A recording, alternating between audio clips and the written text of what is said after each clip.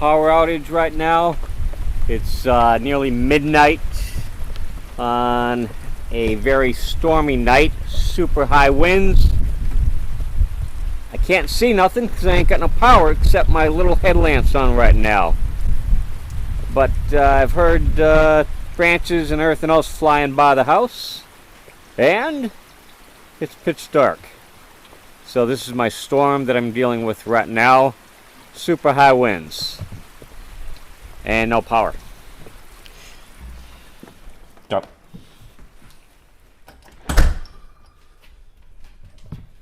Back in the house with my little light and Mr. Labrador stew. I gotta dry off my camera, it's soaking wet. Oh boy. Hit all the power breakers too for my water heater and refrigerators, freezers, etc.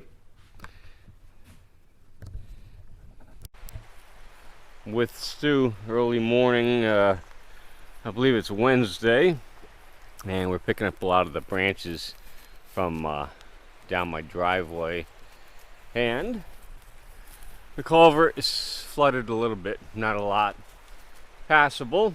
So I'm right up where the culvert's at, crosses my driveway, and you can see where the water enters down there and goes into the river area, and that was filled up many times.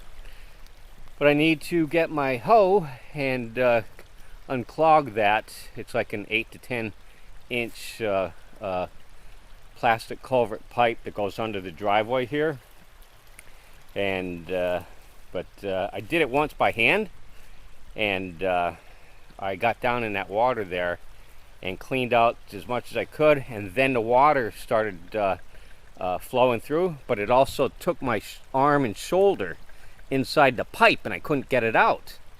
And fortunately I pulled about ripped my shirt and sleeve, but got my arm out of there, and then the water was pouring through this over here, and my Labrador Sid was having a field day down here with all the water and everything that was filling up, because we had so much rain, and all this was filled up with water too, so we had a pretty cool event. And up the hill here is back to the house. But years ago when I lived in Walport, me and my Army friends were cleaning out an old area in my backyard where it was flooding. And so we're going to clear that away with a backhoe, and one of my friends struck the a water line that was underground, and it broke, and it like exploded, and the whole backyard filled up with water. It's like a $1,400 bill to get it all repaired. But one of the days that I remember the most about Walport, everybody knew who Bernard's Taxidermy was then. In fact, I even got business from one of the water district people out there, but that's not the way I wanted to get business. And again, when the yard flooded, my Labrador Sid was there swimming around and all that stuff. The whole street flooded, and unfortunately people lost their water at the same time, so that will never happen again. Come on, Stu, let's go. Come on. What are you doing? You smell something? So this is where that tree fell down, and looks like there could be a little animal's den in there of some kind. I'm not sure what. There's so many different little critters out here that it could be just about anything. Years ago I probably would have set traps there, but it's not anything I plan on doing. Could be a family of coyotes, bobcat, whatever. Don't know.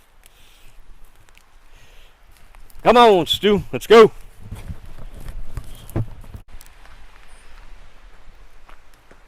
Stu, let's go.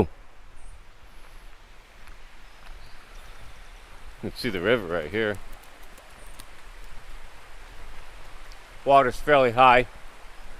It's very brown, and as I said previously, it's lousy for fishing. You can't catch nothing when the water's like that. There's some more scrap metal. Anybody wants it? Dug up these old realtor signs that were at the end of my property when they were trying to sell it. Oh, 25 plus years ago. And I remembered why they're in the high grass hidden. Because that's what me and Deb did. We didn't want nobody else to buy it.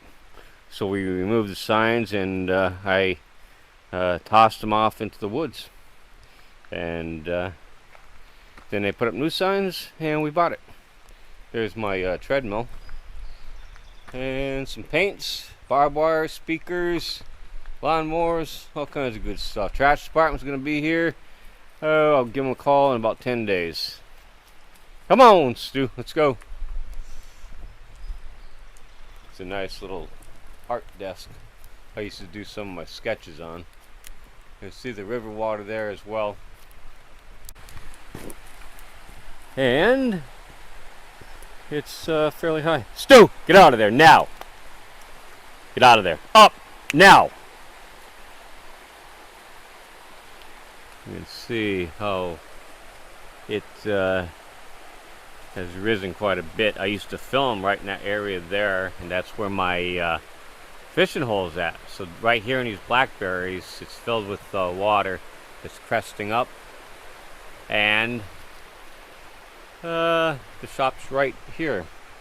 And I've had it up to the foundation in the past as well. So that's where we're at right now. I have my wood stove right now with Stu right here. Checking the fire. Stu, back up. This is where I've been cooking and keeping all my meals. Move out of the way, knucklehead. And so we'll open it up here. You can see my fire.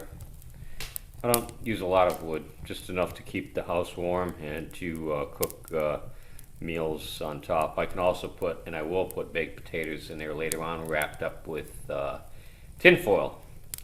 And you'll have baked potato in about 45 minutes. Well, that's it for now.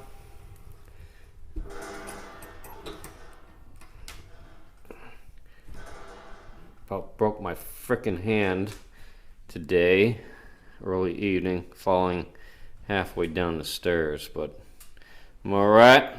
It'll be better. Stewie, move. Out of the way, silly. So, I'm at my wood stove right now, and I just pulled out my baked potatoes wrapped in tin foil, and now I'm cooking fish sticks that come from Swan's Foods, and they deliver home deliveries, and they sell all kinds of fish and many other things, including ice cream, and they deliver with their own trucks, and it's the best,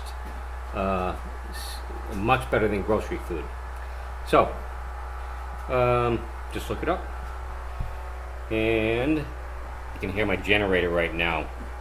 It's out at the deck right now, and it's supplying power to my appliances, 2 refrigerators and a big freezer. So we're looking at the wood stove right now. I'm going to open the door, and there's my fire, and I cooked my baked potatoes right here at the edge, and I just closed the door for probably 45 minutes maybe, and baked potatoes is done. A little bit hot. Ow! Okay, no problem. That's it. Also remember, the darkness isn't real. It's just the absence of light.